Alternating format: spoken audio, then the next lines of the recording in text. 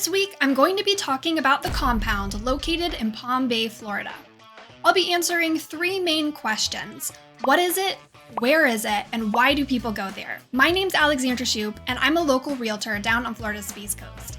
I have people calling me every day and I really enjoy it. So if you have any questions about the compound, Palm Bay, Florida, or what it might be like to live here, go ahead and give me a call, shoot me a text message, or send me an email. I've got your answers and I would love to hear from you. And if you want to keep seeing videos like this, go ahead and like this video, subscribe to my channel, and don't forget to ring that notification bell so that you're notified every Friday morning when I post a new video. All right, let's get into it. If you're thinking of moving to Florida's Space Coast, or you just recently moved here, it's just a matter of time before you hear about Palm Bay's infamous compound. Unfortunately, way too many deaths have occurred in the compound, and a lot of illegal activity goes on there, which is why you've probably seen the compound in the news or you've heard about it out in public. The compound sounds like it would be something of an urban legend, but it's actually a real place, and later in this video, I'm gonna take you there. The compound is located in the southwestern portion of Palm Bay and is 12.2 square miles of undeveloped land. In the 1980s, a company called the General Development Corporation began developing the land with plans to make several new neighborhoods. Unfortunately, in 1991, General Development Corporation went bankrupt, development was stalled, and the land was liquidated.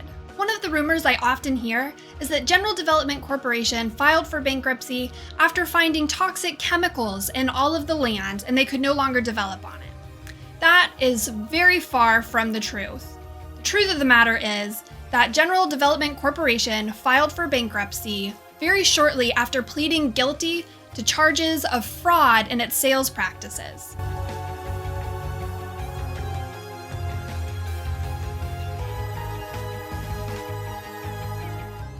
At present, the compound remains largely undeveloped, aside from the roughly 200 miles of roads installed.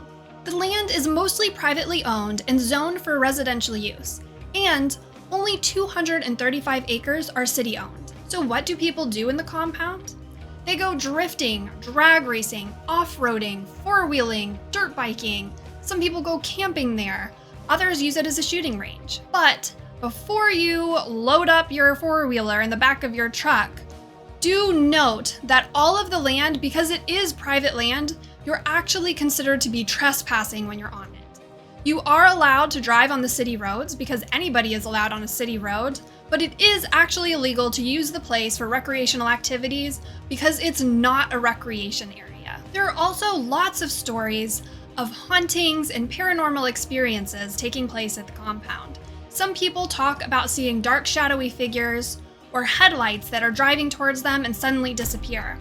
Other people report seeing vehicles driving by and then completely disappearing.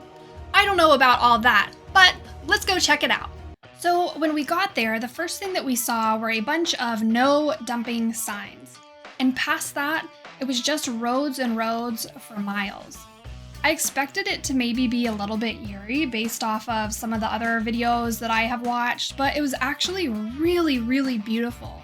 It was quiet, you could hear birds chirping and the bugs buzzing. It was just beautiful.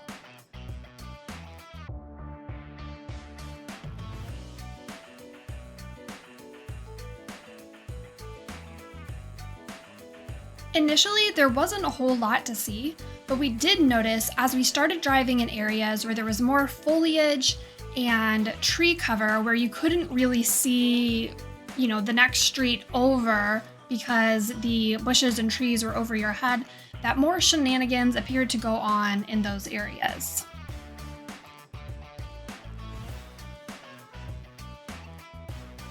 We also saw quite a few memorial sites dispersed throughout the area. As we were leaving, we saw a man teaching his son how to dirt bike. His dirt bike had the cutest little training wheels on it. And we saw one other gentleman pulling into the compound to do something, I don't know what. There is a rumor that developers will begin building in the compound very soon.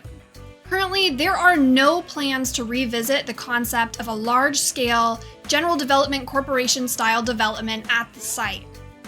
If you do decide to go check out the compound for yourself, I highly recommend going in a reliable vehicle with a full tank of gas and a fully charged cell phone. It is very easy to get lost in the compound if you don't have your GPS working. Also, I wouldn't recommend going after dark, but that's just a personal opinion. If you're interested in investing in a plot of land out in the compound, there are several lots for sale beginning around $13,900.